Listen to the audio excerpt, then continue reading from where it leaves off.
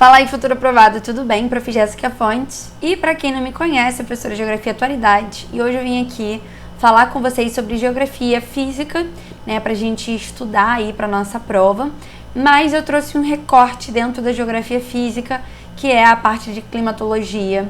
E que particularmente, para mim, dentre todas as provas que pegam Geografia, né, dentro de provas militares, clima está aí no top 3 para mim, tá? Então sempre, e se eu pudesse, assim, geralzão falando, é o top 1, tá? Então clima para mim, quando a gente fala sobre provas militares em geral, tá? Em geografia, a gente tem climas. Então tem que saber clima exatamente porque é um tema muito extenso, então a gente tem muitos detalhes, então é bastante coisa, então climatologia pode ser muita coisa. Mas, né, é algo que vocês podem ter aí e levar como força para a prova, tá? Então é extremamente importante vocês focarem o seu aprendizado e a sua revisão nessa parte de climatologia, que fala sobre as características da atmosfera.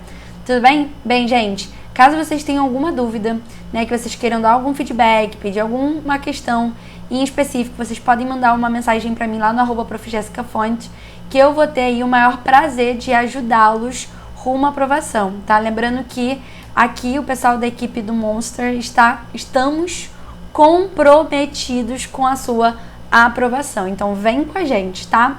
Bem, eu já tinha começado falando para vocês que quando a gente está falando sobre climatologia, a gente está falando sobre características da atmosfera, tá? E essas características da atmosfera, elas podem ser, né, podem perdurar ou elas podem, por exemplo, mudar o tempo inteiro. Eu posso muito bem falar para vocês assim, o Brasil é quente, o dia está quente. Quando eu falo isso para vocês, que o Brasil é quente, parece que a sensação que eu tenho nessa afirmativa é que eu tenho uma característica ali que é longa, que perdura, que é inerente, né, ao Brasil. Ou seja, passa ano, vem ano, sai ano, vai estar calor quase o ano inteiro. O que é super normal, porque a gente está dentro de uma zona mais quente mesmo do planeta, tá? Mas hoje eu posso chegar para vocês e falar, o dia está quente. Ele está quente, mas pode ser que amanhã não esteja. Então, a sensação que eu tenho, né, do ser e estar é exatamente essa, né? Do ser é algo que perdura e do estar é que ele é momentâneo, tá? Então, particularmente, a gente tem uma diferença entre clima e tempo. Quando a gente está falando de clima, a gente está falando das características da atmosfera que perdura, que é inerente, né, àquela região, àquela área, etc. Já tempo, ele é uma sucessão de tempos, na verdade, né? Porque se a gente for pensar no clima como um resultado de tempos, tempo é aquilo que está característica da atmosfera do agora. E amanhã pode estar uma outra característica, e depois da manhã está uma outra característica. Então, literalmente, todos os dias, uma característica de todos os dias acaba gerando esse clima, tá? É por isso que muitas vezes, quando vocês vão à praia, vocês querem ali ver a previsão do tempo. Porque você quer ver a característica da atmosfera naquele dia. E, gente, se a gente for analisar, como eu tô falando aqui pra vocês, o tempo dá dentro do clima, tá? Quem é que forma o clima? O tempo, né? Então, por isso que eu tava falando pra vocês, é uma sucessão habitual de tempo atmosférico leva ao clima.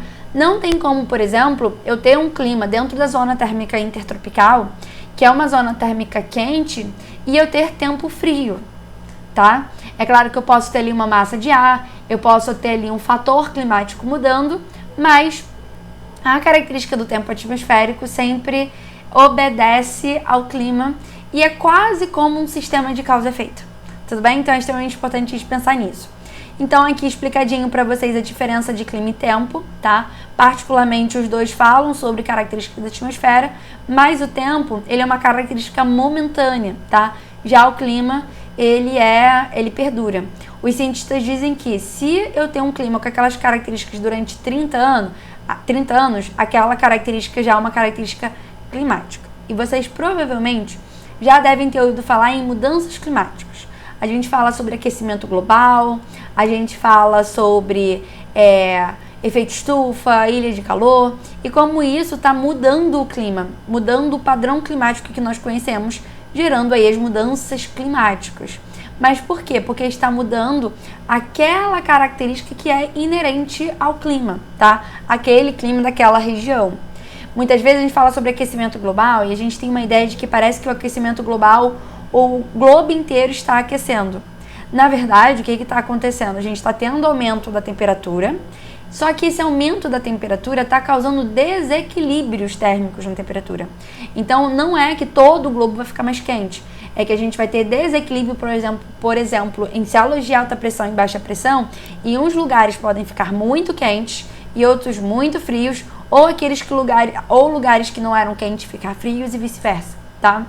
Então, particularmente, a gente fala mais em mudanças climáticas do que propriamente em aquecimento global, para que a gente possa entender a veracidade, né, de todo esse cenário, de todo esse esquema de mudanças que estão acontecendo. Tudo bem? E aí, as mudanças climáticas, quando elas acontecem, elas mudam os elementos climáticos. Os elementos climáticos, eles são aqueles que caracterizam, tá? Eles são aqueles que caracterizam o tempo atmosférico, tá? E aí gerando também a questão do clima. Como assim? A pressão, tá? E nesse caso, a gente pode ter pressão atmosférica e sistemas de pressão, de células de pressão, tá? Bem, o que acontece? A minha ideia aqui é a gente trabalhar uma revisão dos principais tópicos de climatologia, tá? Então, se vocês querem ter acesso a aulas completas, totalmente detalhadas, né? Vocês já sabem o que vocês têm que fazer, né? Vim com o Monster. Mas no caso aqui especificamente, gente, eu não vou conseguir detalhar tudo pra vocês. Mas eu quero aí trazer resumos, que eu acho que é importante. Principalmente para vocês que são super iniciantes, então vocês já podem ser apresentados ao tema, ou aqueles que já estão mais avançados nos estudos e podem ver isso aqui como revisão. E é extremamente importante. Sempre quando eu estou falando sobre clima e tempo, eu sempre falo para os alunos entenderem bem as particularidades associadas aos elementos climáticos e fatores climáticos, porque isso pode cair na prova. E muitos concurseiros acabam passando direto por isso. Por exemplo, a tendência é de muita gente só estudar climas do Brasil. Então, só vai ali, estuda as massas de ar, os climas do Brasil, especializando. Mas, por exemplo, deixam de entender minuciosamente algumas características extremamente relevantes, né? A questão das chuvas, as questões dos ventos e como isso determina as características climáticas do Brasil. E quando cai em prova, uma parte erra, porque acaba vendo assim bem superficialmente, tá? Então eu já vou falando aqui pra vocês, já vou dando uma dica aqui pra vocês. Não façam isso, não cometam esse erro, principalmente pra nossa banca. Porque a nossa banca, ela além de pegar a parte toda conceitual, ela quer que vocês saibam os conceitos associados inerentes ao tema. Ele pede climato do Brasil, né, climatologia do Brasil, e ainda pede clima da Bahia, ou seja, a geografia específica da área onde você está estudando, onde você está fazendo a prova, tá? Então, particularmente, eu acho que climatologia é uma matéria super completa e que precisa, eu acho que é uma, assim, 3 das que mais precisam ser estudadas em detalhe, tá? Eu falo aí sempre sobre climatologia, eu falo sempre sobre hidrografia e falo sobre meio ambiente. Para mim, dentro da geografia física, são as 3 que tem que estudar em suas particularidades, em suas minuciosidades, tudo bem? É extremamente importante. E aí, voltando aqui à questão dos elementos climáticos, como eu falei para vocês, é aquilo que caracteriza. Vocês, quando querem ter a ideia de uma coisa, você quer ter a característica daquela coisa, tá? Então, por exemplo, quando você quer falar de uma pessoa, você vai falar da cor do cabelo dela, da altura dela, você vai falar da cor dos olhos, tá? Das características da cor do cabelo, da cor dos olhos, do tipo de cabelo, do tipo da cor de pele, da altura. Se tem, sei lá, qualquer característica que sejam importantes, para que a gente possa ter uma noção física daquilo. A mesma coisa com os elementos climáticos. Eu preciso caracterizar o clima a partir desses elementos para que eu tenha uma noção física daquilo. Eu tenho que saber a questão da pressão, eu tenho que saber a questão da temperatura, eu tenho que saber a questão da umidade, tá? E a partir, né, desses 3, a gente consegue compor, por exemplo, em termos de pressão, a partir de ventos. De temperatura, também a gente tem a questão da própria radiação, da umidade, das chuvas.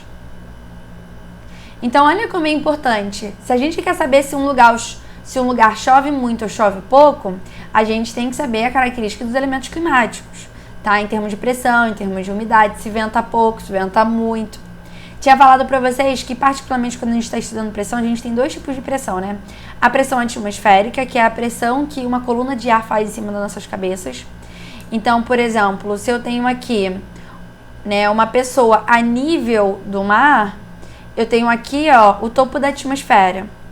Uma pessoa que está aqui, ela tem isso aqui de coluna de ar em cima da cabeça dela. Enquanto a pessoa que está a nível do mar tem isso aqui. Ou seja, sempre a nível do mar, a gente tem uma pressão atmosférica maior, né? Em lugares mais altos, em termos de altitude, a gente tem uma pressão atmosférica menor, tá? Isso também vai fazer com que a gente tenha, por exemplo, o ar mais rarefeito. Se eu tenho um ar mais rarefeito, eu tenho menos células de ar ali, né? De células atmosféricas. Se eu tenho menos células atmosféricas em lugares com baixa pressão atmosférica, eu tenho baixa absorção de calor por essas células da atmosfera. Se eu tenho, né, baixa absorção de calor, é mais frio.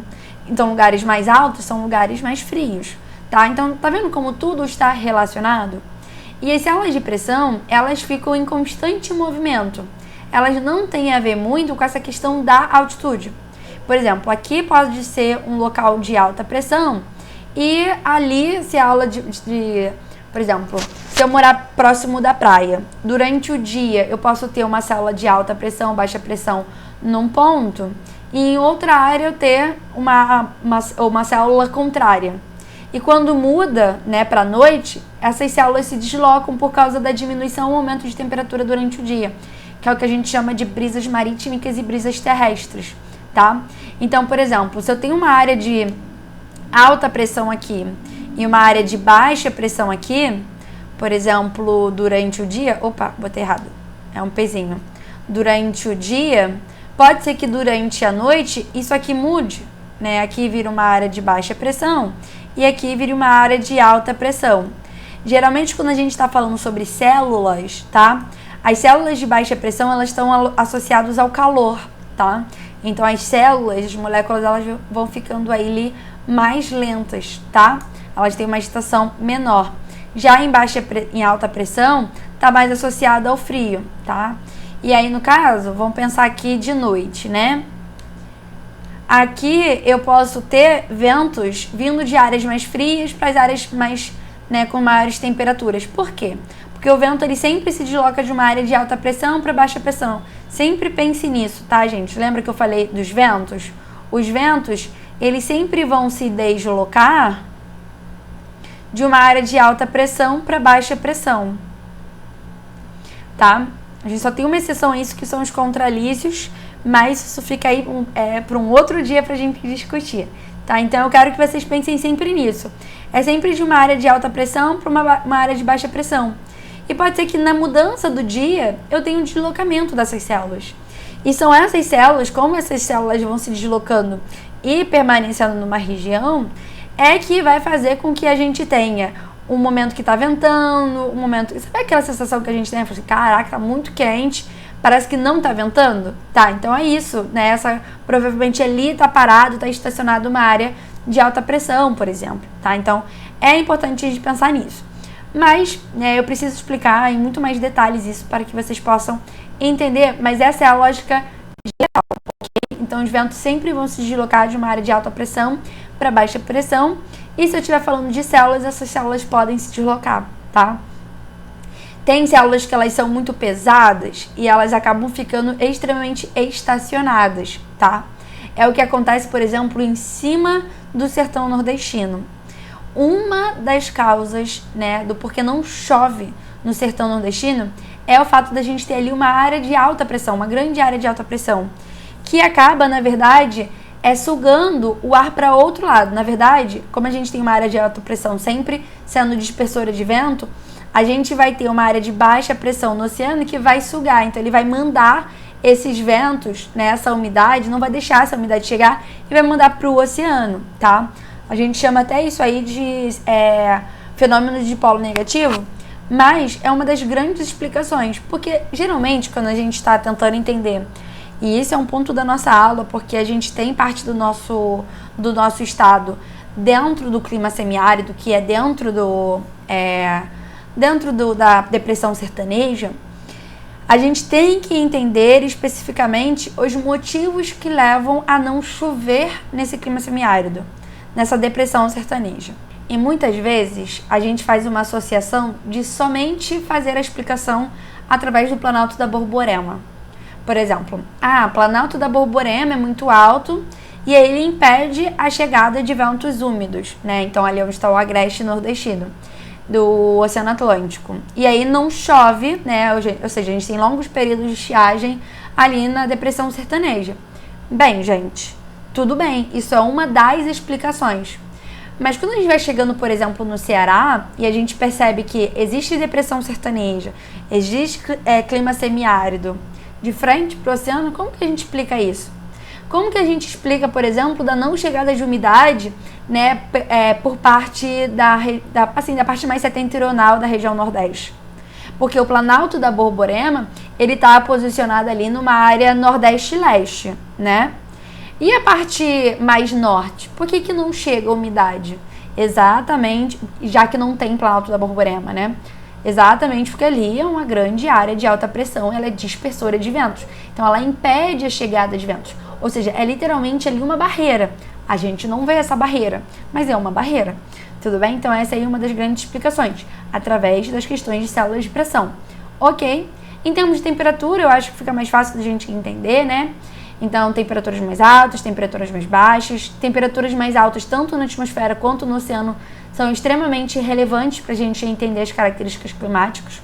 Como assim, professora, temperatura no oceano, se a gente está falando de climatologia? Quando a gente tem temperaturas mais altas no oceano, a gente tem uma maior evaporação. Se a gente tem uma maior evaporação, a gente tem mais chuvas, tá? A mesma coisa acontece no sistema contrário. Se eu tenho, por exemplo, ali correntes frias, e aí se ali o oceano está mais frio, eu vou ter menos evaporação e eu vou ter menos chuva, tá? Por exemplo, quando a gente está olhando, vou dar aqui uma explicação associada à América do Sul. Gente, isso aqui é América, eu juro pra vocês, tá? América do Norte, América Central, América do Sul. Então aqui é América do Norte, América Central e América do Sul. E olha como, vou dar um exemplo aqui para vocês entenderem como a temperatura do mar ele é essencial para a gente entender as dinâmicas da atmosfera em relação, por exemplo, à chuva. Aqui, né, na América do Sul, pegando essa parte aqui mais ocidental, a gente tem uma corrente chamada de corrente de Humboldt. Essa corrente é uma corrente fria. Então, por exemplo, aqui eu tenho menos evaporação. Se eu tenho menos evaporação, essa parte aqui ocidental da América do Sul chove muito menos do que a parte oriental da América do Sul. Por exemplo, aqui nessa parte oriental, eu tenho uma corrente do Brasil. A corrente do Brasil é uma corrente quente. Ok? Então evapora mais, porque o oceano está mais quente, eu tenho mais chuva. E uma coisa aqui, ó, que eu vou explicar para vocês, para a gente entender, por exemplo, que todo o litoral brasileiro tem o mesmo clima, que é o clima tropical litorâneo úmido. Porém, no sul e no sudeste, né, que pega esse clima litorâneo úmido, a gente tem muito menos chuvas do que no nordeste. Por quê? Aqui a gente tem uma corrente chamada de corrente das Malvinas, ou corrente de Falkland. Essas correntes são correntes frias. Ela vai pegar ali até o Espírito Santo, tá? Ela vai conseguir influenciar o território brasileiro até o Espírito Santo. Tanto que quem já viajou no Brasil e já foi para o Sudeste, por exemplo, Rio de Janeiro, e para o Nordeste, consegue perceber, por exemplo, que no Sudeste as águas oceânicas elas são extremamente geladas. Mas por quê? Exatamente porque tem uma influência da Falkland. Então, meio que a água vai se misturando. A água fria, ela é mais densa, então ela vai descer, tá? Mas mesmo assim, ela vai estar em áreas menos superficiais. Mas mesmo assim, ela vai gerar uma influência. Então, vai fazer com que haja menos evaporação em relação a corrente do Brasil que está pura, que não tem influência de nada. Então, mesmo que em todo o litoral brasileiro eu tenho, por exemplo, o mesmo clima, que é o clima litorâneo úmido, no Nordeste chove muito mais do que no Sul e no Sudeste, né, do que no Sudeste. Mas por quê? Porque o oceano está mais quente, evapora mais. Se evapora mais, eu formo massas de ar com mais água. Eu formo massas de ar mais úmidas. Tudo bem? Então, sim, tem como formar massas de ar mais úmidas do que outras. Tá? Então, é extremamente importante a gente entender a importância em relação à temperatura. Tá? A própria radiação, né, em termos de energia do Sol. Tá? Então, é nesse quesito que eu estou falando de radiação. E a umidade acaba levando a chuva. Por exemplo, se na atmosfera eu chego a um ponto de 100% de umidade, vai precipitar, tá? Lembrando que a gente pode ter a umidade absoluta, que é a quantidade mesmo de água que eu vou ter na atmosfera. Então, eu vou ali medir, né, a quantidade de água, de partículas de água que eu tenho na atmosfera, e a umidade relativa, que é feita em porcentagem, tá? Então, há uma relação aí com a probabilidade de chover, tá? Então, é esse ponto aí da umidade relativa e da umidade absoluta. E tudo isso aqui que eu tô falando pra vocês acabam gerando chuvas, tá? As chuvas, particularmente, elas podem ser de 3 tipos. Elas podem ser orográficas, que também são chamadas de chuva de relevo. A gente tem as chuvas convectivas, que também são chamadas de chuva de verão. E eu tenho as chuvas frontais, tá? As chuvas orográficas, elas acontecem quando eu tenho partículas de ar na atmosfera que já estão sendo compostas em nuvens. Elas entram num continente, mas elas encontram uma barreira, tá? É o que acontece, por exemplo, com o Planalto da Borborema. Então, eu tenho a umidade vinda do oceano, né, proveniente do oceano, ela está entrando no continente, só que aí ela se depara com uma barreira topográfica. E aí ela não consegue ultrapassar essa barreira topográfica. E aí o que acontece com essa nuvem? Ela não consegue ultrapassar e ela tá pesada porque ela tá com umidade, então acaba chovendo nessa área aqui. Tanto que, se a gente for fazer uma análise em termos de sub-regiões do Nordeste, a gente tem essa área aqui super úmida, essa área aqui que é do Planalto, o Agreste, e essa área aqui super seca, porque não tem umidade ultrapassando esse Planalto, tá? Então aqui eu tenho zona da mata, Agreste, sertão, sabe? Então as chuvas orográficas são essas. São chuvas formadas, né, onde tem a precipitação devido ao fato de eu ter ali uma massa, né, com água, sendo barrada por alguma barreira topográfica, ok? As convectivas, tanto que se chama chuva de relevo, né, porque o relevo acaba formulando elas. As chuvas convectivas, como o próprio nome diz, chuva de verão, tá associado ao verão em uma atmosfera muito quente. Numa atmosfera muito quente, eu tenho ali partículas de ar muito leves que vão subir, que vão ascender em relação à atmosfera e que vão ter um choque térmico com o topo da atmosfera que está mais frio. E como a gente tem uma atmosfera muito, muito grande e muito, muito quente, porque a gente está falando do verão, né? A gente acaba tendo um choque térmico muito grande, na qual vai gerar uma chuva, né? Então, muito volumosa, mas muito breve, tá? Porque literalmente eu tenho ali um choque térmico que vai liberar toda a água presente na nuvem de uma vez só, e aí a gente acaba tendo aquelas chuvas que são bastante volumosas, mas são bastante passageiras. Tanto que as chuvas de verão, elas são muito características do final da tarde, né? Porque aí já acendeu toda essa atmosfera mais leve, e elas costumam ser aquelas chuvas, né, que tem trovão, que tem às vezes granizo, e que acabam sendo aquelas chuvas associadas a algumas tragédias, já que como é muita água de uma vez só, vai ter enchente, vai ter, por exemplo, deslizamento de terra, já que vai encharcar o solo muito rápido, etc. As chuvas frontais são aquelas chuvas onde eu tenho um choque de uma massa de ar de características distintas. Então, eu tenho uma massa de ar aqui quente passando e uma massa de ar fria chegando, elas se chocam e aí eu vou ter, né, chuvas, que são aquelas chuvas mais fininhas e que muitas vezes elas duram dias, tá? Então, nesse caso aí, são as chuvas frontais, porque a gente tem a chegada de uma frente. Geralmente, a gente está associado à chegada de frentes frias, tá? Se uma frente fria acaba chocando com outra frente fria, a gente não vai ter chuva. Vai diminuir a temperatura, mas não vai ter chuva. Para ter chuva, eu preciso ter choque entre massas distintas, com características distintas. Ok? Bem, gente, e aí a gente tem os fatores climáticos. Cuidado, gente, que elementos climáticos é uma coisa, fatores climáticos são outras coisas, tá?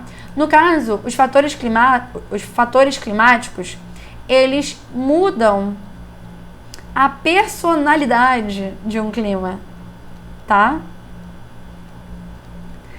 No caso aí, mudam o comportamento.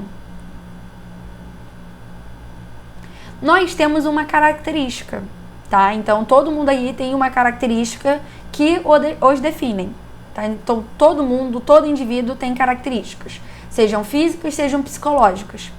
Mas essas características, elas podem ser mudadas, muitas vezes, modeladas, dependendo de onde vocês estão. Por exemplo, a questão do cabelo. Às vezes, quando vocês passam para as pessoas passam no concurso militar e raspam a cabeça, né? Ou, por exemplo, tem pessoas de algumas igrejas que não podem cortar o cabelo, aí ficam com o cabelo grande. Então, assim, as suas características, elas podem ser modeladas dependendo de onde você está. Não somente as características físicas, mas principalmente as características psicológicas, né? Por exemplo, o seu comportamento com certeza é diferente no seu trabalho e na sua casa. Na sua casa, na igreja, né? Se vocês forem para a igreja. Na igreja ou numa entrevista de emprego. Na entrevista de emprego na escola, né? Com a sua namorada ou com seus amigos. Ou seja, sempre que tiver um fator externo, ele pode moldar as suas características. Ou seja, o seu comportamento, entende? Então, por exemplo, eu tenho uma característica do Brasil, estar dentro da zona térmica intertropical. E aí, por estar dentro da zona térmica intertropical, na verdade, 92% do Brasil está na zona térmica intertropical e 8% está na zona térmica temperada. Aí, ou seja, a maior parte do Brasil está numa zona na qual tem duas características específicas. O fato de ter altas temperaturas o ano inteiro, tá? Então o inverno ele é bem quente e o verão muito mais quente ainda.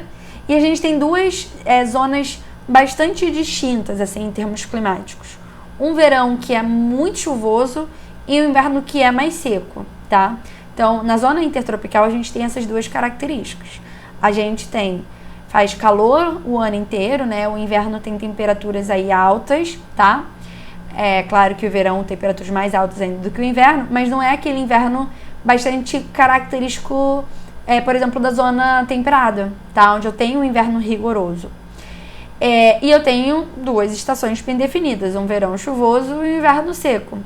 Então, essa é a característica geral. E aí, no caso, dependendo do fator climático que você tá, a gente pode ter o modelamento dessas características. Por exemplo, acabei de falar que são duas estações bem definidas. Mas se eu estiver muito próximo do mar, eu tenho o fator maritimidade. E aí, como eu tenho o fator maritimidade, eu tenho uma proximidade muito grande com o mar. Então, acaba que eu tenho muita evaporação, eu tenho muita umidade na atmosfera e eu não tenho aquela fase seca, eu não tenho aquela estação seca do inverno. Ou seja, eu tenho chuvas bem distribuídas ao longo do ano inteiro. Vamos pensar, falei pra vocês que a característica do intertropical é fazer calor o ano inteiro, né? Então faz calor o ano inteiro. Mas se eu estiver em locais muito altos, eu já tinha até explicado pra vocês, né? Que em lugares muito altos, a gente tem um ar mais rarefeito e a gente tem menor absorção de calor. Então, qual é a característica que eu falei pra vocês? É muito difícil eu ter, dentro da zona intertropical, invernos que sejam mais frios, né? Mas se eu estiver num local muito alto, como acontece, por exemplo, no Planalto Meridional, nas terras altas do Sudeste, como também o Planalto Atlântico, ali vai ser frio, né? Então, nas áreas de serras, mesmo dentro da zona intertropical, eu tenho um inverno frio e um verão que é mais ameno do que o resto do clima intertropical, né? Do clima tropical, na verdade, tá? A zona que é intertropical. Ok? Então, assim, vai mudando, tá? Aqui eu coloquei para vocês os principais fatores climáticos. Altitude, então quanto mais alto, mais frio, ou seja, menor a temperatura. Latitude, então quanto mais próximo da linha do Equador, mais calor, maior a temperatura, tá? e o contrário também vale, tá? Então, se eu tenho, quanto mais longe da linha do Equador, ou seja, quanto maior a latitude, mais frio. Ou seja, quais são as áreas mais frias que nós vamos ter no nosso Brasil? Né? Vão ser lá nas áreas mais meridionais da região sul. Quais são as áreas mais quentes? As mais próximas à linha do Equador, região Nordeste e Norte, tá? Tanto que toda vez que a gente vai falar sobre características climáticas, né, da região Norte e Nordeste, a gente vai falar sempre sobre média térmica de 26 graus. Isso é muito calor, gente, tá? Tô falando de média. Média térmica de 26 graus é muito quente. E aonde a gente vai encontrar essas médias térmicas aproximadamente de 26 graus? No Norte e no Nordeste. Então, clima equatorial, clima semiárido, tá? Então, a latitude, maritimidade e continentalidade. Então, quanto mais próximo do mar, mais água eu tenho presente na atmosfera, tá? Essa umidade, ela também é essencial para a gente entender a questão de amplitude térmica e conforto térmico. Ou seja, quanto mais água a gente tem na atmosfera, mais umidade a gente tem na atmosfera, menor a amplitude térmica, tá? Então, isso é importante também para a gente pensar. Massas de ar. Se eu pudesse aqui falar 2 tipos de fatores climáticos que vocês precisam estudar bem, eu falaria massa de ar e correntes marítimas, tá? Para mim são as 2 mais importantes, porque elas têm um poder muito grande de modelar mesmo a atmosfera. Às vezes está muito calor e vem uma massa de ar fria, já derruba as temperaturas, tá? E vice-versa. Se eu tenho, por exemplo, a atuação muito forte da MTC no inverno, por exemplo, eu vou ter longos períodos de estiagem no centro-oeste, tá? Que é uma massa de ar seca. Se eu tenho enfraquecimento da MEC em algum verão, a gente vai ter uma diminuição de chuva quase que total em termos de território brasileiro, tá? E as correntes marítimas também. Nesse quesito, a gente consegue ver a importância das correntes marítimas, como eu expliquei aqui para vocês, tá? Só para vocês terem uma noção, o deserto do Atacama, que pega ali nessa parte mais ocidental da América do Sul, ele é o deserto mais árido do planeta. E ele é o deserto mais árido do planeta devido à corrente Humboldt, tá? Tem uma relação com a corrente de Humboldt, ok? E vocês provavelmente já ouviram falar do El Niño e Laninha. E é exatamente nesse sentido do El Niño e da Laninha, que são problemas ambientais porque são anomalias, a gente consegue perceber a importância das correntes marítimas.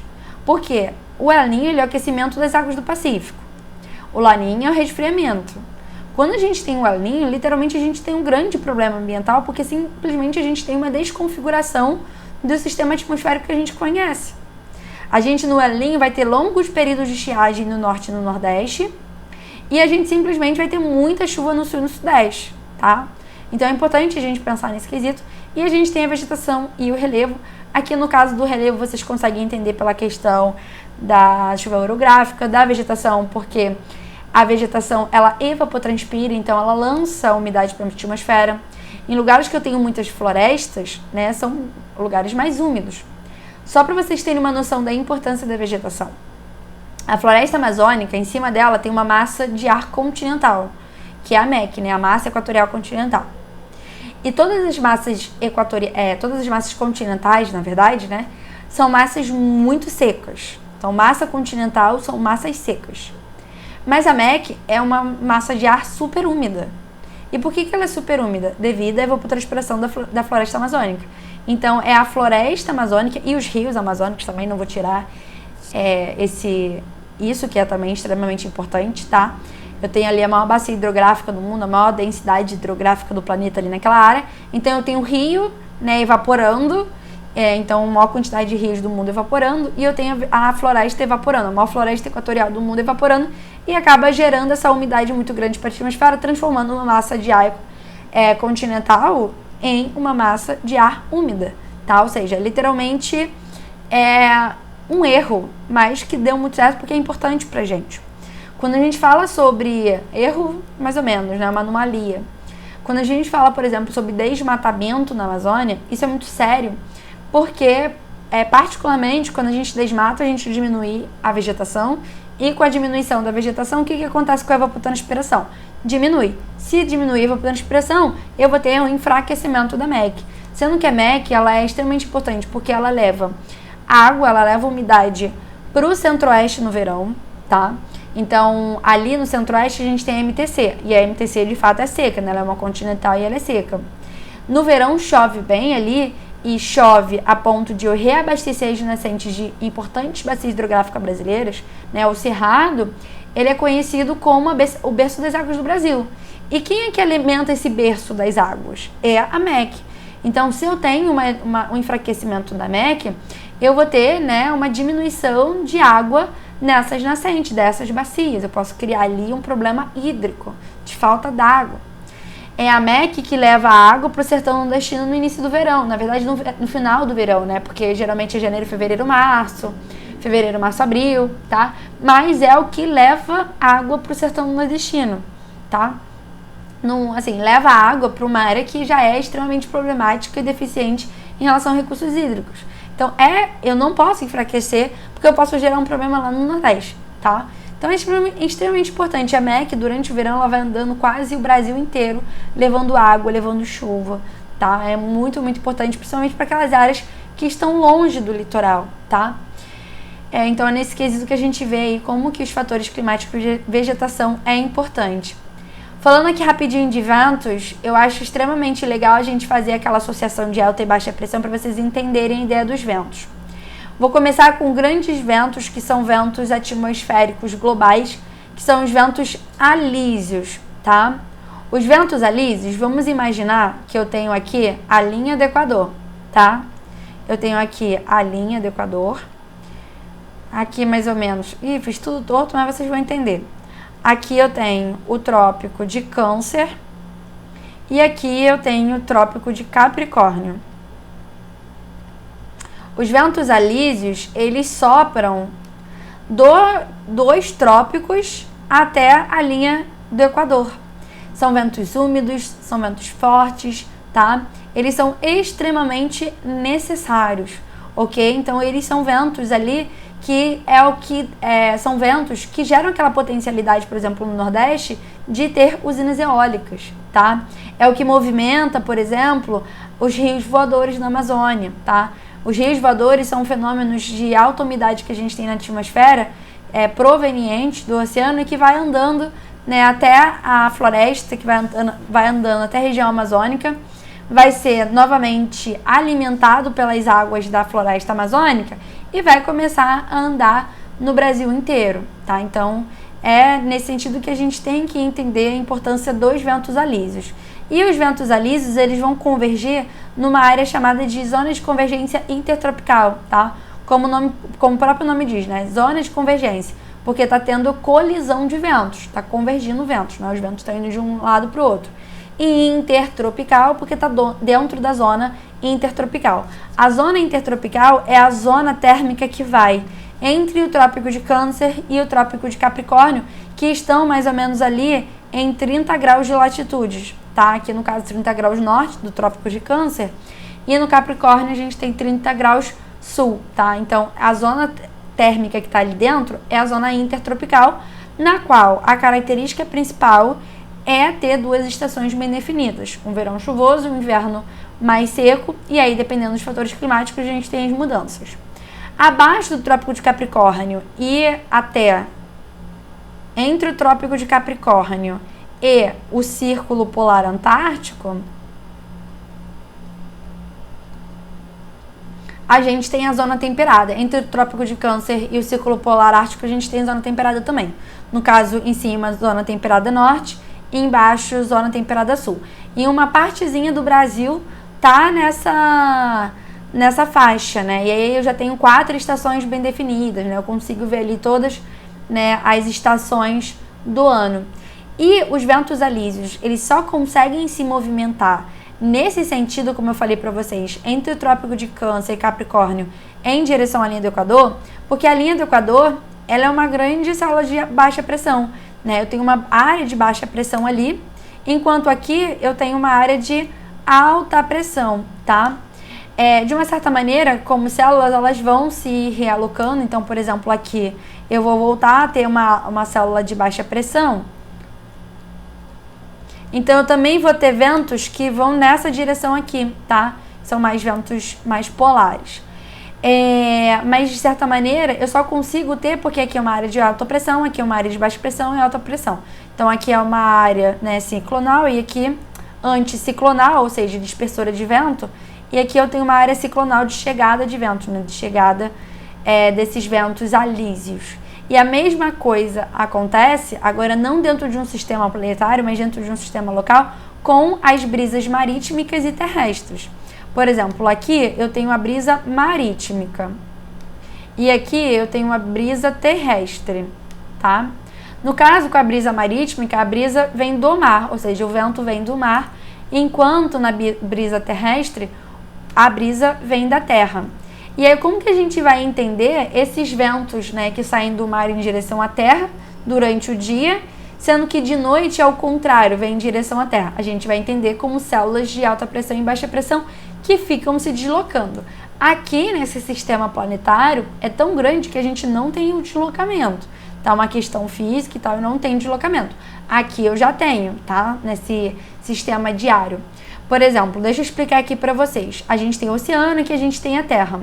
A Terra, devido a ter características de aquecimento muito mais rápido, né, do que o oceano, ele vai ter uma maior temperatura durante o dia, enquanto no oceano eu vou ter uma menor temperatura. Então, literalmente aqui eu tenho uma diferença térmica entre o oceano e a Terra e o continente. Quando acontece isso, quando eu tenho aqui uma baixa temperatura, eu vou ter uma área de alta pressão, uma célula de alta pressão se alocando em cima do oceano devido a essa diminuição de temperatura. Já na Terra, eu vou ter uma área de baixa pressão. Então, o que vai acontecer? O vento ele vai começar a se deslocar do mar em direção à Terra. É por isso que a gente adora ir pra praia, né? Porque fica ali ventando, tem aquele ventinho gostoso, né? Já de noite, o que acontece? A Terra, ela ganha muito mais temperatura, mas ela também muito mais rápido, mas ela também perde temperatura bem mais rápido, devido ali ao coeficiente térmico, né? De aquecimento térmico. Então, o que acontece com o oceano? Durante a noite, ele vai resfriando. Aí chega de manhã, ele tá frio. Mas ele vai ganhando temperatura ao longo do dia inteiro. É quando chega de noite, o mar ele tá com uma temperatura maior. Já, né, o continente ele já perdeu temperatura, tá? Então já tá com uma temperatura menor, ok? Porque perdeu aquela temperatura quando perdeu a energia do sol. Então aqui vai formar uma área de alta pressão, porque tá com menor temperatura, e aqui vai formar uma área de baixa pressão. E aí, no caso, como que vai se deslocar da terra para o mar, tá? Então, é importante a gente pensar nessa dinâmica, ok? Isso é importante em relação aos ventos, porque cai na nossa prova, tá? A gente tem questão sobre isso, ó. Trazendo aqui para vocês. Isso aqui é uma questão da nossa prova. Ele fala aqui pra gente, ó. Brisas marítmicas ou terrestres. Ok? Se der tempo, eu faço aí com vocês essa questão. Aqui a gente tem as massas de ar do Brasil. E uma dica, gente, para vocês saibam espacializar as massas de ar, onde estão cada uma. É importante a gente perceber, por exemplo, que durante o inverno a gente tem a ação de 5 massas de ar, enquanto no verão a gente só tem a ação de 4 massas de ar, tá? No inverno vai surgir a massa de ar polar, que nasce ali em áreas subantárticas, tá? Nasce ali, né, bem próximo ao Círculo Polar Antártico, e ele é o grande responsável pela diminuição de temperatura durante o inverno, tá? E pelo caso aí das chuvas frontais. Existem certos momentos que, se essa MPA ela conseguir entrar no Brasil pelas planícies interioranas, por exemplo, ela entrar aqui pela planície de Patos e Lagoas e Mirins, passar aqui pela planície do Pantanal e tal, ela consegue, por exemplo, ir pelo Brasil inteiro dentro de um sistema chamado de friagem, tá? Então, o fenômeno de friagem é quando a MPA ela consegue entrar no Brasil pelas planícies interioranas. Então, ela vai indo no território todo, tá? Então, ela pode, por exemplo, diminuir as temperaturas do centro-oeste, pode diminuir a temperatura ali no estado do Amazonas, né, na região amazônica, etc. Mas não é sempre que isso acontece, tá? Às vezes pode ser que a MPA ela chegue e ela bata no Planalto Meridional, né, que fica aqui nessa área. Então, ela só vai ficar concentrada aqui e vai trazer muito frio. Então, são momentos, por exemplo, que chega até ter neve, tá? Então, em alguns momentos tem geada, tem neve. É quando a MPA está muito forte, ela não consegue se dispersar por essas planícies interioranas, ok? Mas, de uma certa maneira, a gente tem que saber que nós temos 4 massas de ar mais atuantes, que é a MEC, a MEIA, a MTC e a MTA. No caso aqui, a única seca que nós temos é a MTC. No caso, a única fria que nós temos é a MPA. O resto são então todas massas de ar quentes e úmidas, tá?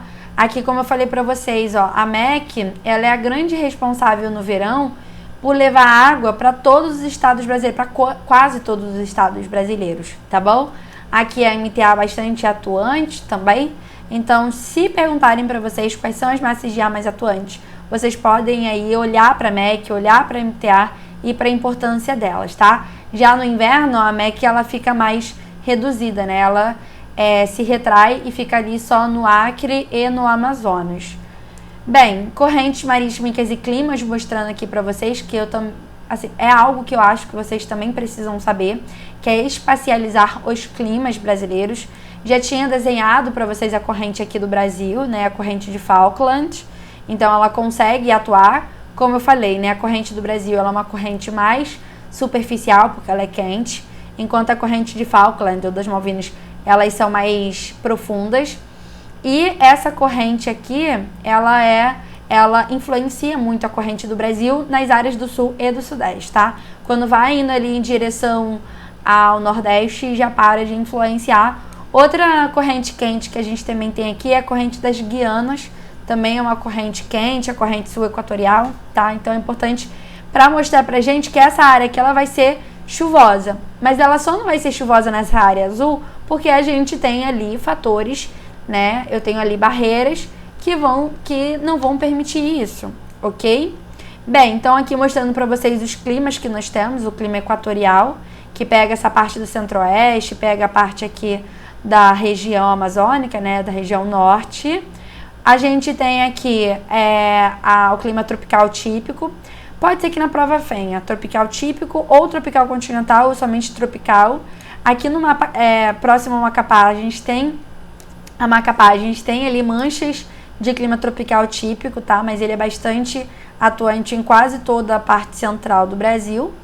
A gente tem aqui o clima subtropical úmido, que ele é o único clima que não está na zona térmica intertropical. Ele é o único que está na zona térmica temperada, tá? Então, por isso que a característica dele é ter 4 estações bem definidas, chuvas bem distribuídas ao longo do ano todo, né? E invernos rigorosos. Outro lugar que a gente vai ter um inverno rigoroso que faltou aqui, né? Agora que eu percebi, a gente tem umas terras altas aqui no sudeste, tá? Então, a gente tem umas terras altas aqui que são associadas a planaltos, tá?